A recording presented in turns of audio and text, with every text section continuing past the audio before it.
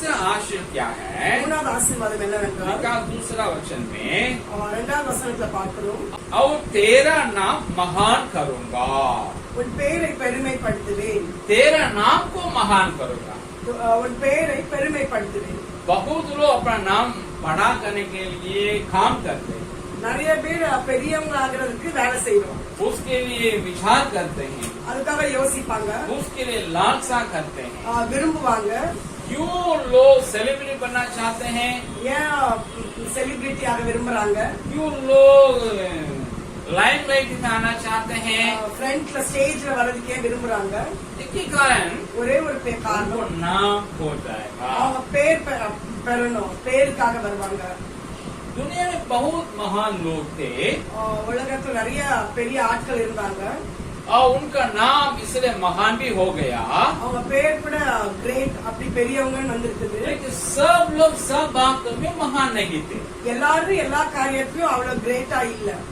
कोई धर्म में महान हुए होंगे, சில பேர் ரிலிஜியஸா அவங்க பெரியவங்களா இருப்பாங்க, कोई अपने लोगों में महान हुए होंगे, சிலர் அவங்க குடும்பத்துல அவங்க மக்கள் மத்தியில பெரியவங்களா இருப்பாங்க, या कोई अपने देश में महान हुए होंगे, சில பேர் அவங்க தேசத்துல பெரியவங்களா இருப்பாங்க, या कोई अपने क्षेत्र में महान हुए சில होंगे, பேர் அவங்களுடைய ஏரியாஸ்ல ஃபீல்டுல அவங்க பெரியவங்களா இருப்பாங்க, कोई अपने विभाग में अपने प्रोफेशन में या पेशे में महान हुए होंगे। சில பேர் அவங்க டிபார்ட்மெண்ட்ல அவங்களுடைய ப்ரொஃபஷன்ல பெரியவங்களா இருப்பாங்க. तो उन लोग किसी एक में महान थे, ஏதாவது ஒண்ணுல அவங்க பெரியவங்களா இருப்பாங்க. लेकिन हम अब्राहम के जीवन को देखिएगा, ஆனா ஆபிரகாமுடைய வாழ்க்கையில பார்க்கிறோம், अनेक राष्ट्र और बड़े धर्म के लोग நிறைய ராஜ்யங்களும் பெரிய மதத்தினரும் उनको अपना मुखिया मानते हैं। அவனை தலைவனாக எண்ணினார்கள். कैसे? எப்படி? मैं बताता हूँ। நான் சொல்கிறேன். अगर राष्ट्र के हिसाब से देखा जाए, தேசத்தினுடைய முறைப்படி பார்க்கும்போது इसराइल एक राष्ट्र है। இஸ்ரேல் ஒரு தேசம். अब्राहम सारा के एकलौता पुत्र इसहाक के वंश हैं। ஆபிரகாம் சாராளுடைய ஒரே ஒரு குமாரனாகிய ஈசாக்குடைய வம்சம். अब्राहम के पोता याकूब जिसका नाम इजराइल पड़ा उसके वंश हैं। ஆபிரகாமுடைய பேரன் யாக்கோபுடைய வம்சம். उन लोग उनको अपना मूल पिता मानते हैं। அவங்க இவங்க ஃபோர் ஃபாதர்ஸ் முற்பிதாக்களாக எண்ணுகிறார்கள். पितावाह एन्नुகிறார்கள்। முற்பிதாவாக எண்ணுகிறார்கள். और सऊदी अरब के அரபினுடைய पश्चिम क्षेत्र में रहने वाले अरब लोग हैं। வெஸ்டர்ன் சைடுல இருக்க அரபி மக்கள் अब्राहम के भाई हाजिरा के द्वारा उत्पन्न इस्माइल के संतान सऊदी अरेबिया தென்பகுதியில் வாழக்கூடிய அரபியர்கள் ஆபிரகாம் மூலமாய் அவனுடைய அடிமை பெண்ணாகிய சாராளுக்கு பிறந்த இஸ்மவேலின் சந்ததி समझे। अब वे भी मानते हैं अब्राहम को अपना मूल पिता। அவங்களும் ஆபிரகாமை முற்பிதாவாக நினைக்கிறார்கள்। दुनिया के உலகத்துல 57 मुस्लिम देश 57 मुस्लिम कंट्रीज अब्राहम को अपने धार्मिक पिता मानते हैं। ஆபிரகாமை தன்னுடைய ரிலிஜியஸ் ஃபாதராக எண்ணுகிறாங்க। अब दुनिया के உலகத்துல 157 ईसाई देश भी 157 கிறிஸ்டியன் கண்ட்ரீஸும் अब्राहम को अपने धार्मिक पिता मानते हैं। ஆபிரகாமை தன்னுடைய ஆவிக்குரிய மதத்தினுடைய பிதாவாக நினைக்கிறார்கள்। समझ में आ रहा है? புரியுதா? 157 214 देश के लोग 214 தேசத்தினுடைய மக்கள் इजराइल सऊदी अरेबिया आप छोड़ेंगे तो 116 देश के लोग सऊदी अरेबिया எல்லாம் முஸ்லிம்ஸ் சேர்த்து பார்க்கும்போது 114 अब्राहम को अपना क्या मानते हैं? ஆபிரகாமை अपना पिता, धार्मिक पिता, मूल पिता मानते हैं। தன்னுடைய முற்பிதாவாக ரிலிஜியஸ் ஃபாதராக எண்ணுகிறார்கள்। इतना बड़ा नाम, எவ்வளவு பெரிய பெயரா அவனுக்கு கொடுத்திருக்கிறாரா? इतना महान नाम, எவ்வளவு கிரேட் நேம் அவனுடைய நேம்। ऐसा कोई दुनिया में नहीं है। आई आई அப்படிப்பட்ட ஆள் உலகத்துல கிடையாது. ये तो राजनीतिक तौर से பொலிட்டிக்கல் விதத்துல பார்க்கும்போது, राष्ट्रों के हिसाब के अनुसार, தேசத்தினுடைய விதமா பார்க்கும்போது, धार्मिक हिसाब से देखा जाए, ரிலிஜியஸ் வைஸ் பார்க்கும்போது, यहूदी धर्म के लोग हैं, யூத மதத்துல உள்ளவங்க, उनका संख्या दुनिया भर के यहूदी लोग का संख्या 157 लाख है. உலகம் मुழுசுல இருக்க யூதர்களை பார்க்கும்போது दुनिया की आबादी में उनके प्रतिशत 0.2%. 2% அவங்களுடைய மக்கள் தொகை, உலக மக்கள் தொகை. 157 லட்சம் மக்கள். परसेंटेज படி பார்க்கும்போது 0.2% वे भी अपने अब्राहम को ना के मूल पिता धार्मिक पिता भी मानते हैं. யூதர்களும் தன்னுடைய முற்பிதாவாய் ரிலிஜியஸ் ஃபாதரா एग्जाम्पल है, உதாரணமாக हमारे राष्ट्रपिता हैं, நம்மளுடைய நம்மளுடைய தேசத்தினுடைய பிதாவா இருக்கிறது. राष्ट्र उनका राष्ट्रपिता मानता है. நம்மளுடைய இந்திய தேசம் வந்து காந்திஜியை நினைக்கிறாங்க ராஷ்டிரபிதாவா. लेकिन धार्मिक हिसाब से देखा जाए, ரிலிஜியஸா பார்க்கும்போது वो धार्मिक पिता किसी का नहीं है. காந்தி வந்து எல்லாருக்கும் ரிலிஜியஸ் ஃபாதர் கிடையாது. धार्मिक पिता कोई दूसरा होता है, அவங்க ரிலிஜன்ல வேற வேற ஆள் இருப்பாங்க. क्रिश्चियन का धार्मिक पिता दूसरे होते हैं, கிறிஸ்டியனோட ரிலிஜியஸ் ஃபாதர் வேற, मुसलमान के धार्मिक पिता दूसरे होते हैं, முஸ்லிம்க்கு வேற, बौद्ध धर्म के जो धार्मिक पिता दूसरे होते हैं. புத்திஸ்டுக்கு வேற ஆள் இருப்பாங்க. लेकिन इसराइल में ऐसा नहीं है. இஸ்ராயேல்ல அப்படி கிடையாது. उनका मूल पिता भी अब्राहम है, அவங்களுடைய ஃபோர் ஃபாதர் ஆபிரகாம், उनके धार्मिक पिता भी अब्राहम அவங்க है. ரிலிஜியஸ் ஃபாதரும் ஆபிரகாம். इसलिए उनका नाम महान याद है. அதனாலதான் அவர் கிரேட் समझ புரியுதா? मात्र वो नहीं है, அது மாத்திரமல்ல, ईसाइयत को देखा जाए, கிறிஸ்டியானிட்டியை பார்க்கும்போது, கிறிஸ்தவத்தை எடுத்துக்கொண்டால் கிறிஸ்தவத்தை எடுத்துக்கொண்டால் उसके अनुयायी लोग, அதை ஃபாலோ பண்றவங்க ஃபாலோயர்ஸ், मतलब ईसाई लोग, அதை பின்பற்றுகிற கிறிஸ்தவர்கள் दुनिया में 240 करोड़ लोग, 240 crores இருக்காங்க, கோடி இருக்காங்க. मतलब அது அப்படின்னா विश्व आबादी के 31% से ज्यादा ईसाई लोग, வேர்ல்ட் பாப்புலேஷன்ல பார்க்கும்போது 21% மேல இருக்கிறாங்க. वे भी अब्राहम को अपना धार्मिक पिता मानते हैं. இவர்களும் அவர் ஆபிரகாமை ரிலிஜியஸ் ஃபாதரா நினைக்கிறாங்க. इस्लाम को ले लीजिएगा, இஸ்லாமை பார்க்கும்போது इस्लाम को फॉलो करने वाला अनुयायी दुनिया में 190 करोड़ है. இஸ்லாமை ஃபாலோ பண்றவங்க வந்து பின்பற்றவங்க 190 கரோடு கோடிகள் இருக்கிறாங்க. அதாவது உலகத்துல 190 கோடி பேர் இருக்காங்க முஸ்லிம்ஸ் இருக்காங்க இல்லையா? उनकी क्या प्रतिशत है आबादी में? அவங்களுடைய பாப்புலேஷன் परसेंटेज दुनिया के आबादी में उनका प्रतिशत है 24% है. 24%. ये भी अब्राहम को अपना धार्मिक पिता मानते हैं. அவங்களும் தன்னுடைய மத சம்பந்தமான பிதாவாக ஏற்றுக்கொள்கிறார்கள். यो दुनिया के 55.5% के लोग, உலகத்துல 55.5% மக்கள், अर्थात அவர்கள் जगत के आधी से अधिक आबादी உலகத்துல பாதி பாப்புலேஷன் अब्राहम को अपना धार्मिक पिता मानते हैं. ஆபிரகாமை தன்னோட ரிலிஜியஸ் ஃபாதராக ये ஏற்றுக்கொள்கிறார்கள். नाम महान नहीं है. அப்ப அவர் வந்து கிரேட் இல்லையா? इतने பெரியவரா? देश हैं, இவ்வளவு தேசங்களும் दुनिया से आधा से ज्यादा धर्म लीजिएगा ரிலிஜியஸ் வைஸ் பார்க்கும்போது பாதியில या பாதி राष्ट्र को ले लीजिएगा, தேச பக்தத்துல பார்க்கும்போது अधिक आधा से अधिक लोग अब्राहम को ही अपना मूल पिता और धार्मिक पिता मानते हैं. பாதியில பாதி ஆபிரகாமை தன்னுடைய முற்பிதாவாக எண்ணுகிறார்கள். ने अब्राहम से कहा, ஆண்டவர் ஆபிரகாமிடம் சொன்னார், आज भी उसका नाम महान है. இன்னைக்கு அவருடைய பெயர் பெரியவையா இருக்குது. समझ में आ रहा है? புரியுறதா? समझ में आ रहा है आपको? हाँ? तो तो हमारे परमेश्वर जो कहा वो करता है, ஆண்டவர் சொன்னதை செய்கிறவராய் இருக்கிறார். क्या हमारे लिए सीख मिलते हैं? இதுல இருந்து என்ன கற்றுக்கொள்கிறோம்? हम लोग प्रभु यीशु के नाम को ऊंचा करें, நாம் இயேசுனுடைய நாமத்தை உயர்த்தும் போது अपना नाम ऊंचा ना करें. நம்மளுடைய பெயரை பெருமைப்படுத்தக்கூடாது. क्रिश्चियन के सेवक लोग क्या करते हैं? बहुत लोग கிறிஸ்தவ ஊழியர்கள் अनेகர் अपना नाम को ही ऊंचा करते हैं. தன் பெயரை உயர்த்திக்கிறாங்க. बहुत क्रिश्चियन लोग क्या करते हैं? நிறைய கிறிஸ்தவர்கள் என்ன பண்ணுகிறார்கள்? अपने पसंदीदा सेवक सेविकाओं को नाम को ऊंचा करते हैं. தன்னுடைய பிடித்தமான ஊழியக்காரங்களை வந்து गलत உயர்த்துறாங்க. बात है, இது தவறான காரியம். ये गलत बात. இது தவறானது. परमेश्वर आब्राम को कहा तुम्हारा नाम को ऊंचा करेंगे, ஆண்டவர் ஆபிரகாமை உன் பெயரை பெருமைப்படுத்தும், तुम्हारा नाम को बड़ा करूंगा. உன் பெயரை பெரிதாக்குவேன்.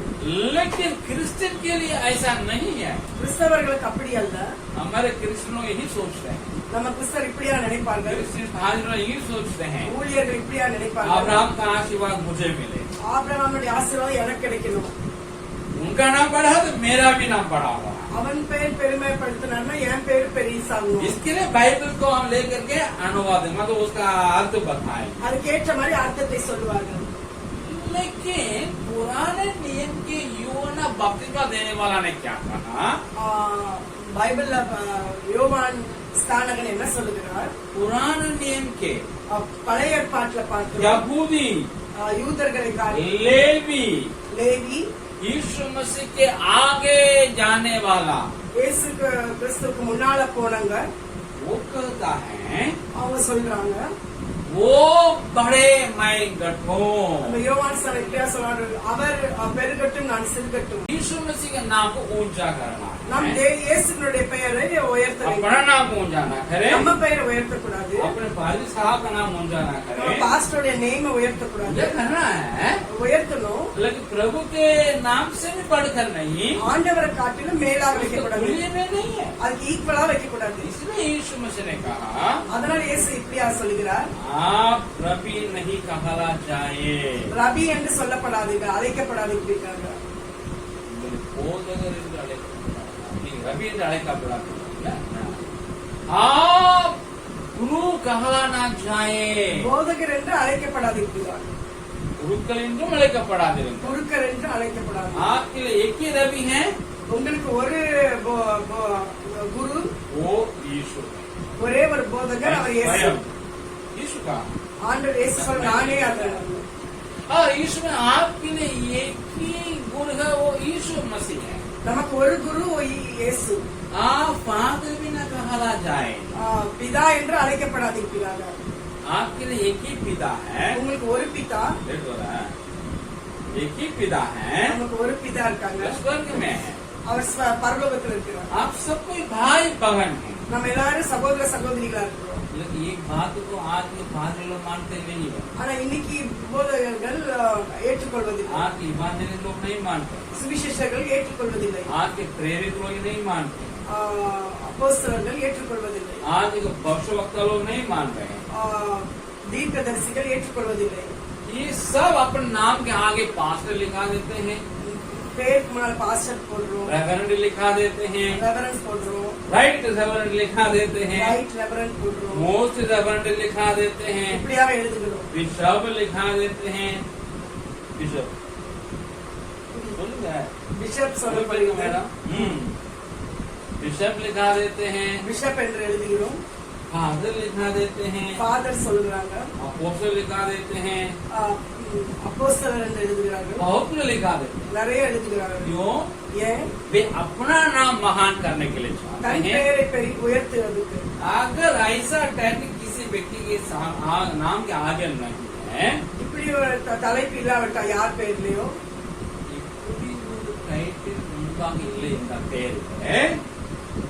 लोग भी उनको मानते नहीं सेवा करके. மக்களும் அவரை ஊழியர் என்று क्या आप ஏற்றுக்கொள்வாங்க. रेवरेंड हैं? நீங்க ரெவரண்டான்னு கேட்பாங்க. तब आपकी बात सुनेंगे. அப்பதான் அவங்க கேட்பாங்க, நமக்கு क्या சொல்லுங்க. आप ऑर्डेन्ड पास्टर हैं? நீங்க ஆர்டைன் பாஸ்டரான்னு तब கேட்பாங்க. आपको सुनेंगे. அப்பதான் அவங்க நம்ம காரியத்தை क्या கேட்பாங்க. यूहन्ना अपने को ऑर्डेन्ड पास्टर कहा? ஜான் த பேப்டிஸ்ட் அவர் ஆர்டைன் பாஸ்டர் சொன்னாரா? यीशु मसीह के चेले यूहन्ना இயேசுனுடைய சீஷன் யோவான் அப்படியா இருந்தாரு? वो मैं तुम्हारे भाई हूँ करके बताया। யோவான் இப்படியா சொன்னா அவன் சகோதரன் என்று சொல்லுகிறார். हाँ रखते हुए बोला था। எங்க இருந்து அவர் இப்படி அவர் சொல்லுகிறார்? आप देखिएगा நீங்க பாருங்க. प्रकाशित वाक्य पहला अध्याय வெளிப்படுத்தல் 1 से 10वां वचन அநேகமா 10ஆம் வசனமா இருக்கணும். मैं पढ़ता हूँ। நான் படிக்கிறேன்.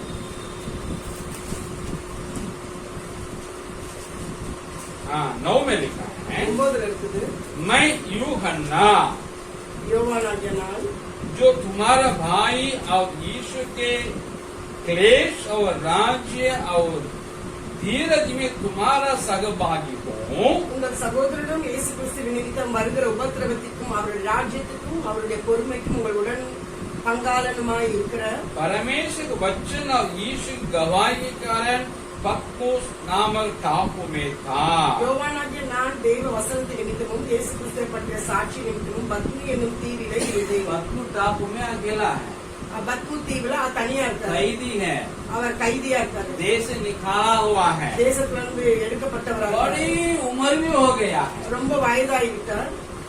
साल है 96 ईस्वी है, ईपी 96 கிபி 96 बहुत उम्र भी हो गया है। ரொம்ப வயதாயிடுச்சு. देखिए वो क्या कहता है, அவர் என்ன मैं சொல்லுகிறார்? तुम्हारा भाई हूँ, நான் ஒரு சகோதரன். यीशु के क्लेश और राज और धीरज तुम्हारा सहभागी हूँ।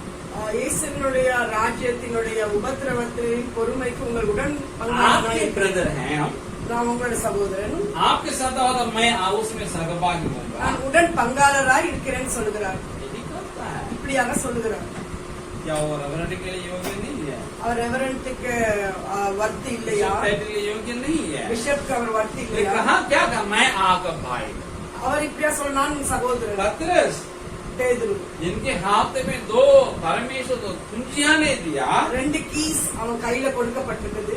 वो भी अपने को भाई ही कहता है। அவனும் அவர் சகோதரன் தான் சொல்றாரு. पूरे बाइबल के हिस्ट्री लेके देखिएगा, வேதத்தினுடைய வரலாறு முழுசா பார்க்கும்போது जब तो रोमन कैथोलिक आया नहीं, கேத்தலிக் ரோமன் கேத்தலிக் வராத வரைக்கும் जब तो रोमन कैथोलिक कल से उत्पत्ति हुई नहीं, ரோமன் கேத்தலிக் சர்ச் உண்டாகிற सब सारे पादरी लोग भाई ही थे, எல்லா போதகர்களும் सारे சகோதரர்கள். धर्म प्रचार लोग भाई ही थे। எல்லா ரிலீஜியஸ் பிரீச்சர்ஸ் வந்து रोमन சகோதரர்கள். कैथोलिक चर्च आ गया, ரோமன் கேத்தலிக் சர்ச் வந்த பிறகு बिशप आ गया, பிஷப் வந்துட்டாரு, पास्टर आ गया, பாஸ்டர் வந்துட்டாரு, उसके नीचे वाले आ गए, அது கீழே இருக்கவங்க எல்லாம் पोप வந்தாங்க, आ गया। போப் வந்தாச்சு. जब हमारे मार्टिन लूथर बाहर चले आए कैथोलिक चर्च से, கேத்தலிக்ல இருந்து மார்ட்டின் லூத்தர் வெளியில வந்த பிறகு इसको भी थोड़ा लेकर के ही आ गए। இதையும் எடுத்துட்டு வந்துட்டாரு. पेंटिकॉस्ट लोग क्या करते हैं, பெந்தேகோஸ்த மக்கள் என்ன பண்றாங்க? मेरे शुरुआत के दिन में ठीक ही थे। என்னுடைய ஆரம்ப காலத்துல அவங்க சரியா இருந்தாங்க. जब हम बिहार में आए, நான் பீகார் வந்த பிறகு वहाँ का पास्टर रेवरेंड नहीं थे, அந்த டைம் அவங்க ரெவரண்ட் கிடையாது, राइट रेवरेंड में नहीं थे। ரைட் ரெவரண்ட் சொல்ல तो மாட்டாங்க. यहाँ का पेंटिकॉस्ट चर्च के पास भी रेवरेंड लिखने लगे, பெண்டிகாஸ்டல் சர்ச் நாங்க வந்த பிறகு பார்த்தோம் அவங்களும் ரெவரண்ட் எழுத ஆரம்பிச்சாங்க. इन लोग भी भागों में चले गए। இவங்களும் அந்த சூழ்நிலை सब अपना ही नाम का महान करने का काम में लगे हुए हैं। எல்லாம் அவங்க பேரை பெரிதாக்குற வேலையில लेकिन இருக்கிறாங்க. वहाँ पर हम यूहन्ना बाप्तिस्म देने वाले को वंश बन जाए, நீங்களும் நானும் நம்ம வந்து யோவான் ஸ்நானனுடைய வம்சத்துல இருக்கோம். यीशु मसीह के चेले बन जाए, இயேசு கிறிஸ்துவினுடைய சீஷர்களாய் மாறணும். यीशु मसीह की बात को मानेंगे, அவரோட காரியங்களை ஏற்றுக்கொள்ளணும். अपने को एक दूसरे को भाई बहन बोले, நம் ஒருத்தரை ஒருத்தர் சகோதர चाहे சகோதரி सेवक हो या ना, ஊழியக்காரங்களோ बड़े सेवक को ऐसा करें। ஆக்கிரித்த கைசிக்க दूसरा, अपने नाम बड़ा करने के प्रयास में हम लोग के पूर्वज हार गए। தன்னுடைய பெயரை பெரிதாக்குறதுல நம்மளுடைய அவங்க தோன்றிட்டாங்க, பூர்வஜன நம்முடைய முன்னோர்கள் முன்னோர்கள் தோந்து போயிட்டாங்க. हमारे भारत का पूर्वज कौन है? நம்மளுடைய सारे लोगों का पूर्वज है நம்ம இந்தியால வந்து முன்னோர்கள் யாரு? शेम, हाम, चाप। அந்த ஷேம், காம், யாபேத் இவங்களை பார்க்கிறோம். मूसा मूसा के 3 बेटे लोग हैं। ஆஹ்,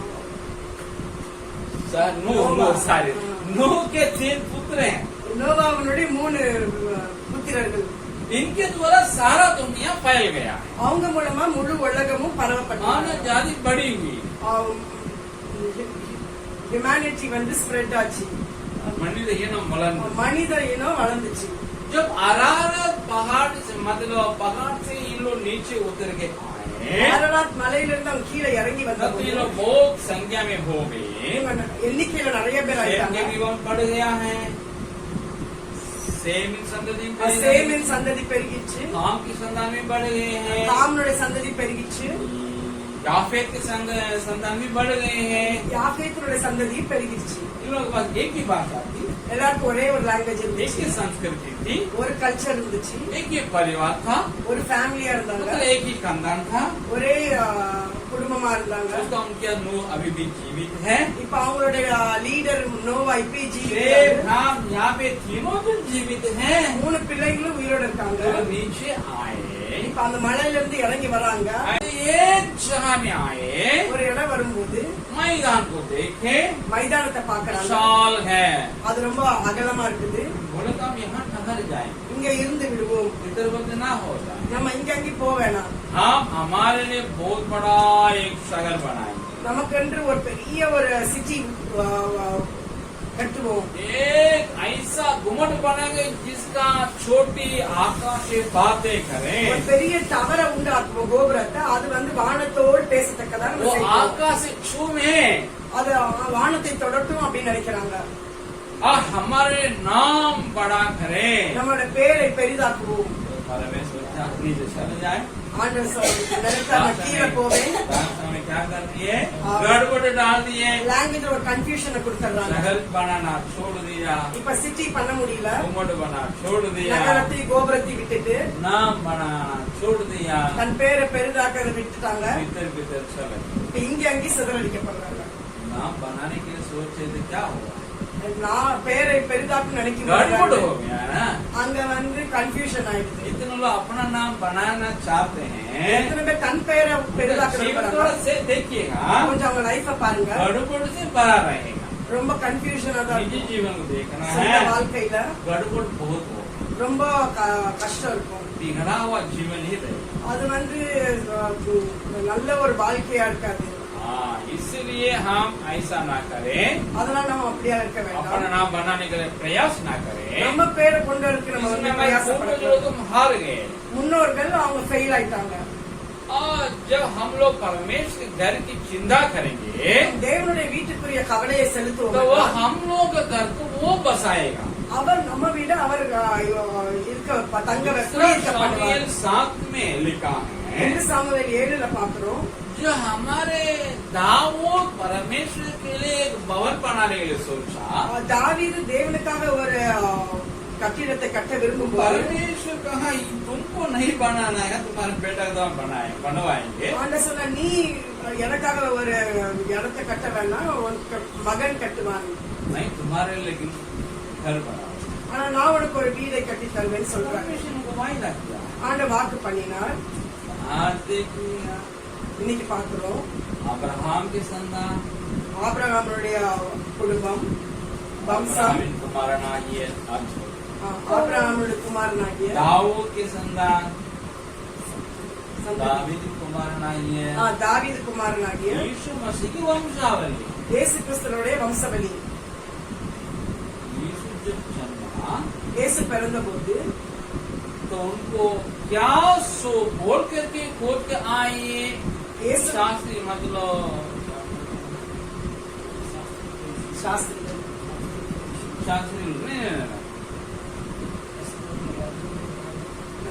ज्योतिषी लोग, ஜோதிஷியர்கள், ज्योतिषी लोग क्या बोल के उनको ढूंढते आकर के, ஜோதிஷி ஆண்டு பிறந்த 3 அந்த ஜோசியர்கள் என்ன சொல்லிட்டு வந்தாங்க?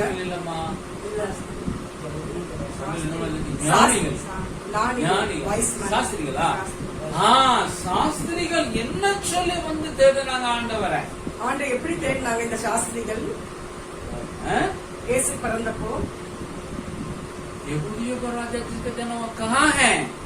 யூதருடைய ராஜா எங்க இருக்காரு, பிறந்தவர் எங்கே என்று मतलब கேட்கிறாங்க. दाऊद के संतान में आया, தாவீதினுடைய குமாரனாய் வந்தார். यहूदियों का राजा बन करके चला। யூதர்களின் ராஜாவாக பிறந்தார். हम लोग समझ गए मुझे हम लोग का भी राजा। அவங்க புரிஞ்சுட்டாங்க, அவர் தான் என்னுடைய ராஜாவா இருக்காரு, எங்களுக்கு ராஜா. See, अब्राहम के संतान, दाऊद के संतान, यीशु मसीह यहूदियों का राजा हुआ। ஆபிரகாமோட குமாரன், தாவீதினுடைய குமாரன் இயேசு கிறிஸ்து வந்து யூதருக்கு ராஜாவாய் நமக்கு வந்திருக்கிறார். उसने कहा परमेश्वर के घर बनवाएंगे। அவன் தேவனுக்கு வீடு கட்டுவேன்னு சொன்னான். दाऊद ने தாவீது परम का ऐसा घर बनाया, அப்படி ஒரு குடும்பத்தை उसका அவனுக்கு जो वंश है आज तक बना है, அப்படி ஒரு குடும்பத்தை அவனுக்கு கொடுத்தார். இன்னைக்கு வரைக்கும் அவருடைய வம்சம் இருக்கிறது. उसी में यीशु मसीह आया। அந்த தாவீதுடைய குடும்பத்துல தான் இயேசு கிறிஸ்து வருகிறார். से राजा बना नहीं, அவர் ராஜாவாகல, राजा बना के लोग ट्राई किए, அவங்க ட்ரை பண்றாங்க ராஜாவாக்குறது. यीशु मसीह उनके हयात से निकल के चला गया। ஆண்டு விலகி போயிட்டாரு. पिलातुस पूछता है तुम क्या यहूदियों का राजा है? பிலாத்து கேட்கிறான், நீ யூதர்களுடைய ராஜாவான்னு राजा கேட்கிறான். है, ஆமா ராஜாதான். लेकिन मेरा राज इस संसार का नहीं है। ஆனா என்னுடைய ராஜ்யம் இந்த பூமிக்குள்ளதல்ல. अगर होता அப்படி இருக்குமானால் मेरे सेना तुमसे लड़ता, என்னுடைய ஆர்மி உன்கிட்ட சண்டை போடும், लोगों से लड़ता, மக்களோட சண்டை போடும். मेरे राज आने वाला। என்னுடைய ராஜ்யம் வரப்போகுது. जब यीशु मसीह आएंगे तब राजा बन करके அவர் आएंगे। வரும்போது ராஜாவாக வரப்போகிறார். यीशु मसीह राजा नहीं होने के कारण அவர் ராஜாவா இல்லாதது நிமித்தமா दुनिया में कोई राजा नहीं बना अभी तक। இதுவரைக்கும் உலகத்துல ராஜா வரல. लिखा है எழுதப்பட்டிருக்கிறது.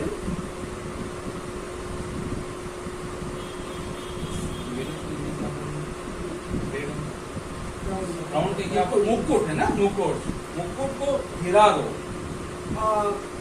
கிரீடத்தை போட்டுடணும், पगड़ी को गिरा दो। தொப்பியை போட்டுடணும். उसका जो हकदार है वो आने समय तक அதுக்கு உரிமையாளர் சொந்தக்காரர் வர வரைக்கும் कोई उसका दावा नहीं कर सकता। அதை யார் ரைட் எடுக்க முடியாது, உரிமை கொள்ள முடியாது. பைபிள் எழுதப்பட்டிருக்குது. पगड़ी का दावेदार यीशु अकेला। அந்த கிரவுன், அந்த முக்குடுக்கு டர்பனுக்கு வந்து ரைட் பர்சன் இயேசு ஒருவர் மாத்திரம்தான். राजा का मुकुट का दावेदार यीशु अकेला है। அவர் ஒருத்தர் தான் ஃபுல் ரைட்க்குரியவர், உரிமையாளர். इसलिए आप राजशाही दुनिया भर में नहीं है। அதனாலதான் இந்த ராஜ்ய பாரம் உலகம் முழுசுலயும் எங்கேயுமே இன்னும் இல்ல. राजतंत्र, ராஜதந்திரம், राज्य आलके, ராஜ ஆளுகை. ये है।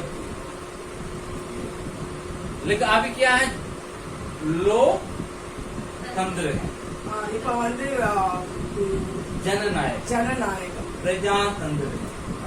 மக்கள் अभी राजतंत्र नहीं। ஜனநாயகர்கள், மக்கள் தான் இருக்கிறாங்க, ராஜா இல்ல. यीशु में जाएगा तब फिर राजशाही लौट के இயேசு आएगी। கிறிஸ்து வரும்போது திருப்பி இந்த ராஜ்யம் வரும். दाऊद के संतान होकर தாவீதுடைய வம்சமாக வருவார், சந்ததியா. ऐसा परमेश्वर आपको वायदा देता, युगानुग पूरा करता है। ஆண்டவர் வாக்கு கொடுத்தவர் தலைமுறை தலைமுறையாக அதை हम நிறைவேற்றுகிறவர். याद करें, हम लोग परमेश्वर के घर की चिंता करें, நாம் இப்படியாக நினைப்போம், நாம் இப்படி நினைக்கணும். ஆண்டவருடைய வீட்டை குறித்து நாம் हमारे घर को கவலைப்படணும். परमेश्वर बसाएगा। நம்மளுடைய வீடை வசிக்க செய்கிறது தேவன், குடியேற செய்கிறது चर्च के தேவன். बारे में चिंता करेंगे, चर्च को बढ़ाने की चिंता करेंगे। சபை வளர்வதற்கு நம்ம கவலை கொள்ளுவோமா? परमेश्वर कलीसिया, मैं एक छोटी कलीसिया के बारे में नहीं बोल रहा நான் ஒரு சின்ன சபையை பத்தி இல்ல, தேவனுடைய சபையை பத்தி परमेश्वर பேசுறேன். विश्व भर की है, உலகம் முழுவதில் இருக்கிறது. उसमें हम एक टुकड़ा है।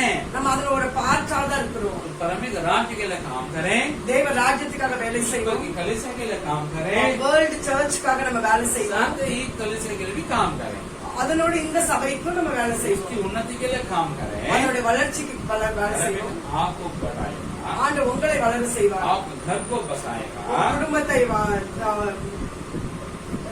என்ன தலைக்க செய்வார், आपके परिवार को बढ़ाएगा, குடும்பத்தை பெரிதாக்குவார், आपके बच्चों को बढ़ाएगा। உங்க பிள்ளைகளை பெரிதாக்குவார். ऑटोमेटिकली आपका नाम ऊंचा होना ही है। தானாவே உங்க பெயர் உயர்த்தப்படும்.